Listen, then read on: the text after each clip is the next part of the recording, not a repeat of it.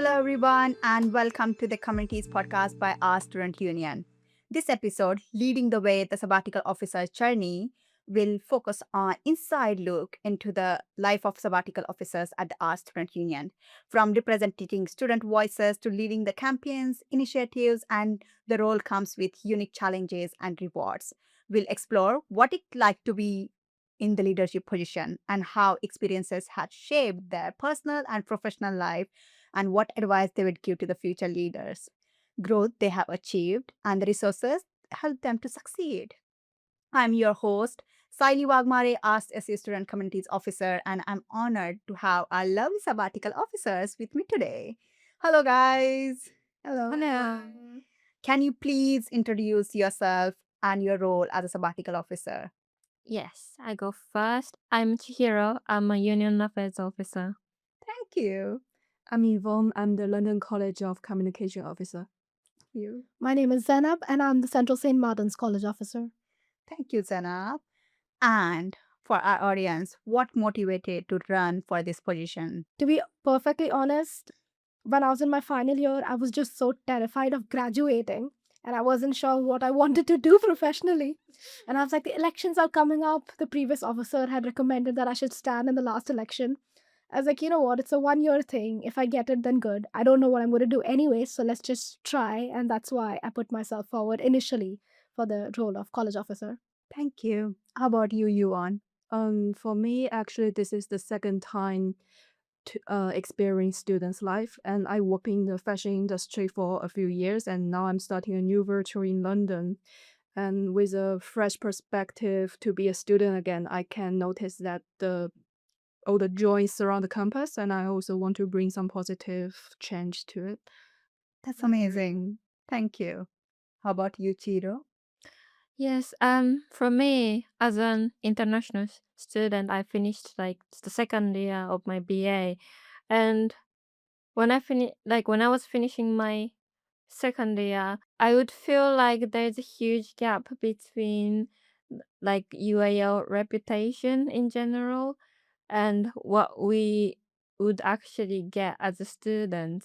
So I honestly wanted to just identify if UAL is actually a great university inside and outside. And I was really curious to like contribute for change and see if there is any rooms for that. That's so wise. Thank you. That means you are still in college in third year, right? Yes. You took 1 year gap. Yes. Oh, wow. And you both finished your college. Not yet. I have the dissertation left. Oh, yeah. I'm You going back to the course after this role. That's nice. That means you got dissertation for 3 months, right? Yeah. Oh, okay. And you finished then up. Yeah, I got elected in my final year, so this role started right after I finished my studies. I studied BA Graphic Communication Design. So much diverse experience with sabbatical officers. What has been your biggest learning experience so far? You are at the end of the journey, just 2 months left. There must be so much to share with audience. Starting with you, Yuan. I think for me it's to listen and understand different perspective. I'm from China and UAL is quite diverse. More than half of our students are international, coming from different cultural backgrounds. So for me, learning how to balance different needs and respect various viewpoints and find common ground has been a big part of my growth, I think. Thank you. How about you, Sana? Feel like for me, I've realized nothing is as simple as it seems. Like, even if you be like, why can't this event happen at this time? Or why can't we get this space to do something?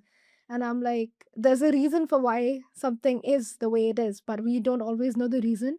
So I feel like the biggest learning experience for me has been trying to find out why and relentlessly trying to find out why. Like, no one will give you a straight answer. You have to ask 5 different people, but you have to keep going and till the time you find the answer you're looking for.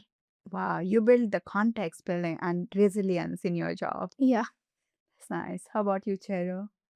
And for me, specifically in my position, I joined the court meeting, and I think that was the most like significant experience in this position.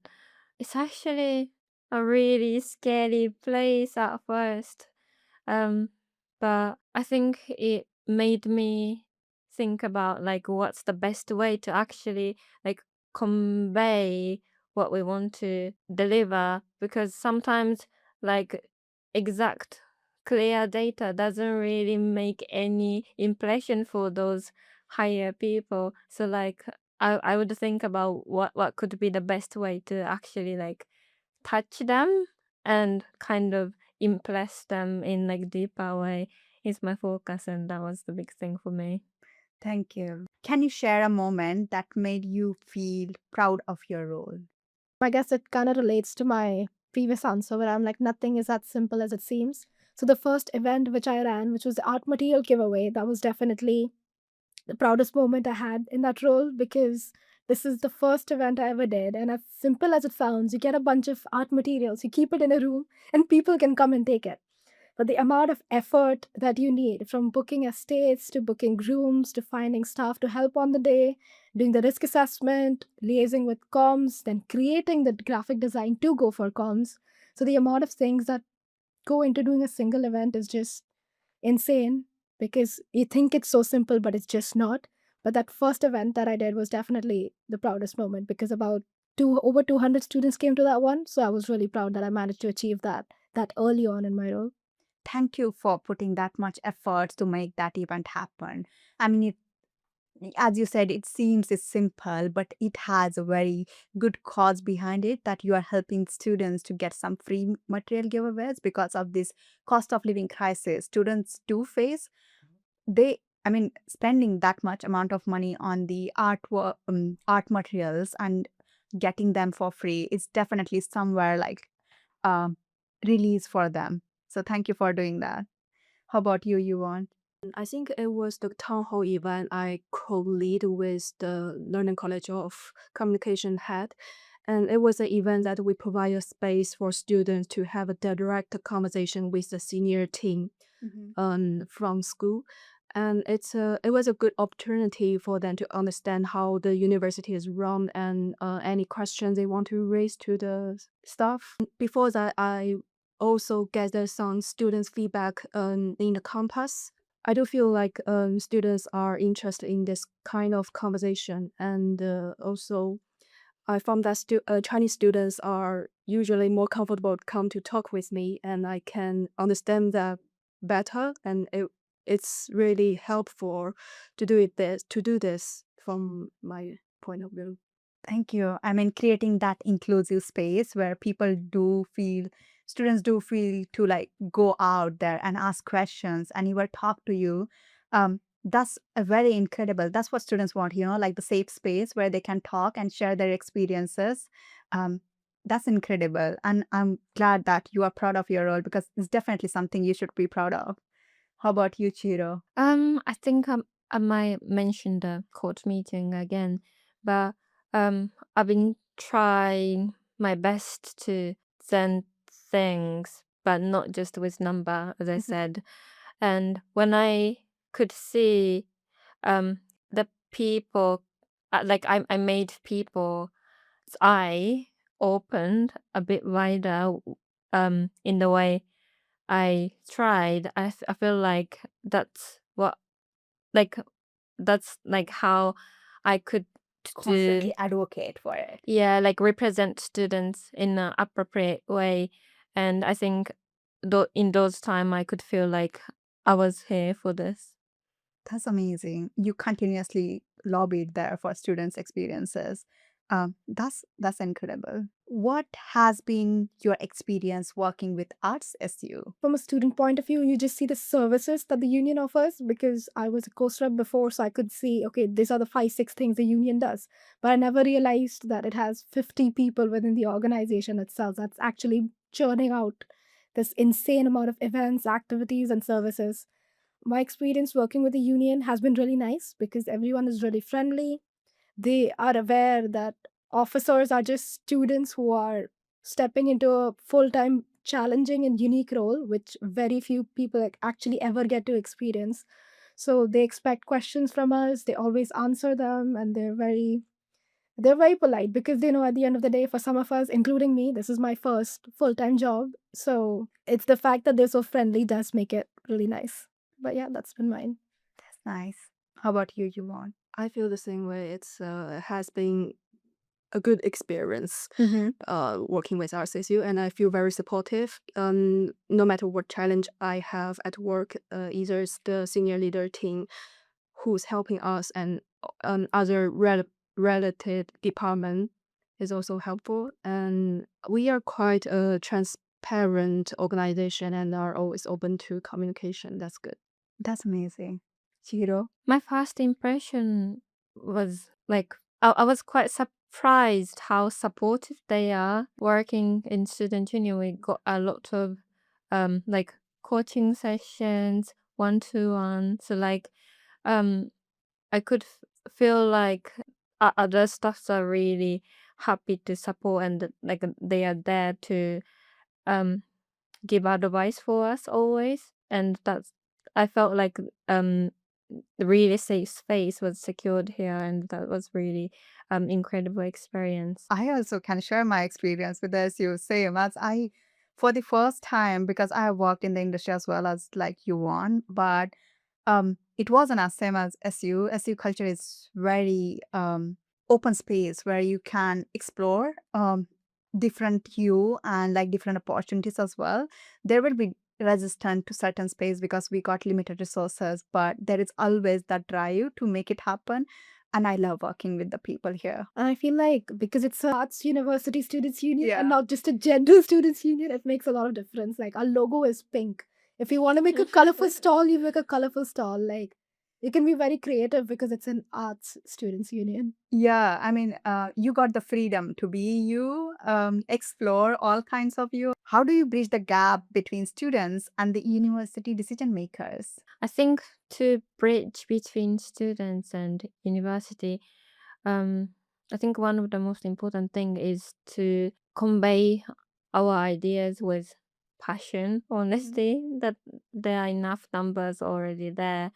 But also, um, I've been more interested in the importance of consistency these days, because as officers, we can be here only 1 year originally, and but university continues working on issues for years. So I've been really conscious about like how I can m- make longer term change, but at the same time how I can hand over my achievement and my point to the um, incoming officers. I think it's to understand student first and think from the student's perspective, because there is information gap between what the university thinks is the best for students and what students actually need.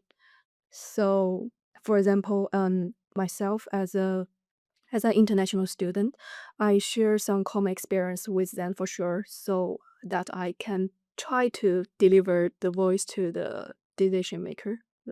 I kind of agree with you on because the biggest advantage of being an officer is that you've been a student, so you do have a good idea of what the student experience is, but also because just because you have a new role, that does not mean people will start seeing you as a staff member. People still see you as a student. So when you're having conversations with students about their experiences, it's very important to not come off as a staff member in order to actually get their true experiences, and that you can try to convey as best as possible to the decision makers. Yeah, but that's so connected with the being alive with the students that hey, we are you, like we belong here, and that's why I guess student representative exists as well because they feel more supported by you or more connected with you than the staff members, so that you can have those like you can hear those experiences and represent it at the university level. Have you faced any challenges in representing student voices? And if so, how did you navigate them? I feel like the biggest challenge is the sheer volume because it's 6 officers representing 22,000 students, which is just like a very insane ratio because the diversity of students who come here, which is great because you have students who are international, home, who might have caring responsibilities, who have disabilities, and so on and so forth. just because one thing works for a certain set of students, it's very likely that the other won't, that same decision would probably backfire or not work as well for the other set of students, which are also part of the community. So I guess the biggest challenge is you need to be realistic with yourself that any choice or any feedback that you raise, you're probably not going to be able to represent everyone and someone will get left behind, but you need to try to represent as many as possible and try to lobby for uh, lobby for things which will benefit more students and then lobby more specifically so that it benefits all students as much as possible. Thank you. Yeah, I agree. And also, we have challenge that the university's decision take time, and most likely they won't affect current students. So, if there is something we can't change immediately, we just need to keep the conversation going and communicate updates to both sides. And it is also important that we just gotta hand over to the next officer team. How about you, Chihiro? I would say as like honest feeling when you question something to much higher positioned person, Mm-hmm. when they say no with somewhat understandable reasons, Mm-hmm. I would get really like intimidated, or I cannot say anything further. But um these days I finally understood that still like I can take this back to my team and discuss again and get supported by the team and bring it back to the person again. So um even if I couldn't question it further to the person at first, still I realized I could be consistent and like pursue better changes, and I think that's really like a transferable skill to get what you want in the future. That's so true. You are learning negotiation here, doing constructive dialogue to get what you want. That's so good. I mean, wow. I would have never thought about like learning negotiation in this space, but that's incredible. Thank you for sharing that. Oh, that leads to our next question. What skills have you developed through this role? Can I go first? Yes, please. The first is obviously English, still under development. Yeah, international students. Yeah, we all are international student, and um at first I didn't even know the word of chairs, minutes, Mhm. agendas, but now I'm more familiar with those words. But at the same time, I could get understanding of how to present myself in those very important spaces. Also, using English. So that's the big development for myself. That's amazing. You are learning how to be more professional and really get ready for the work.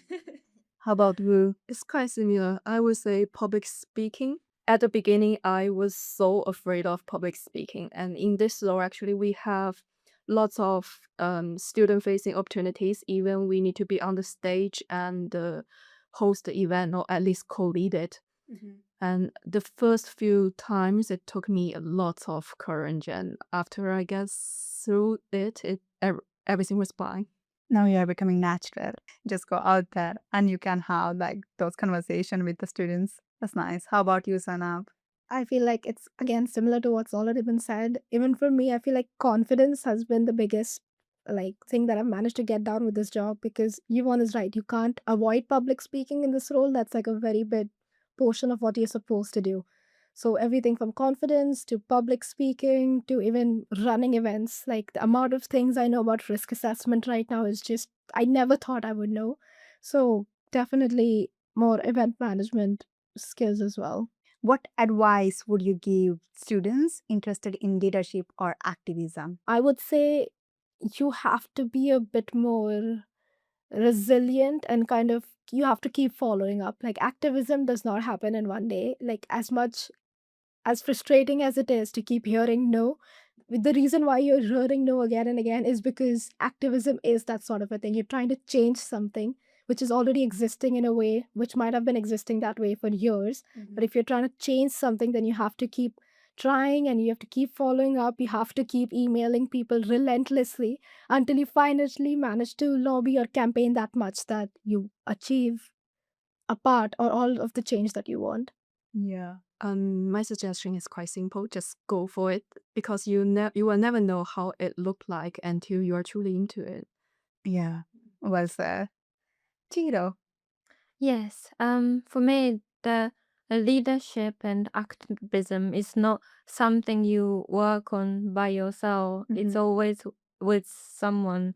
So, I would say it's really important that you are aware of your capacity, Yeah. but also to find out what other people are good at and like try to um like distribute your tasks or weakness to other people.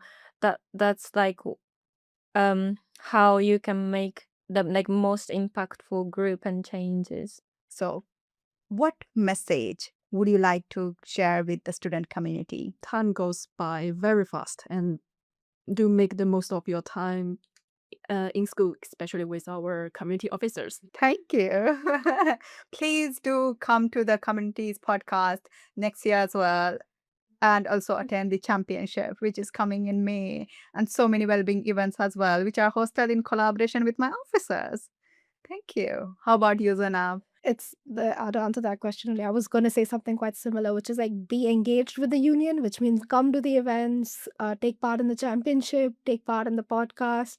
The union isn't just for you to lobby and like make change and be active. You can do that part as well, like the activism side of things and the democracy side of things. But there are many other teams, like the arts program team holds exhibition, and that's like that helps your professional development. So you could be part of a society like a treasurer or a president, and you could build event management or HR skills or event planning skills.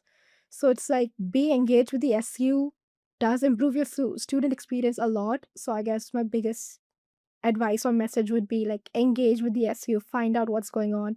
You can meet students from across campuses, across different universities.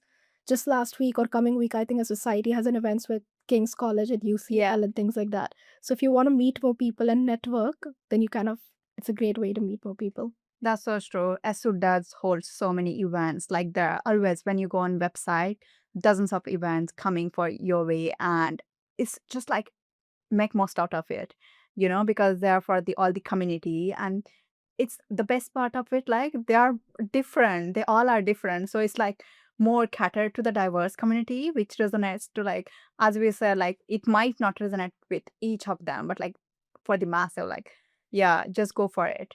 How about Chihiro? I would say, like, unfortunately, a lot of discussion and lot of changing planned in university is not really visible for students. But I would still emphasize that, like, a lot of staff and also student union staffs are working on for improving UIL. But also, um, as a student, I've been quite unaware of what student union was doing, but we are holding quite nice events, so keep an eye on it, and I really want students to take advantage of being a UAL student. That's so true. We also got advice services. Yes. Yeah, they are really helpful, like to give you advice on the housing, or any other issues with your academics.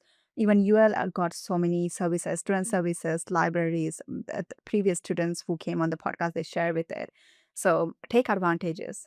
Thank you. The last question: if you could describe your experience working as a sabbatical officer in one word, what would it be? I would describe my officer year as progress. That was a big progress for myself, but also I hope it was a big progress for university and student union as well. That's so responsible.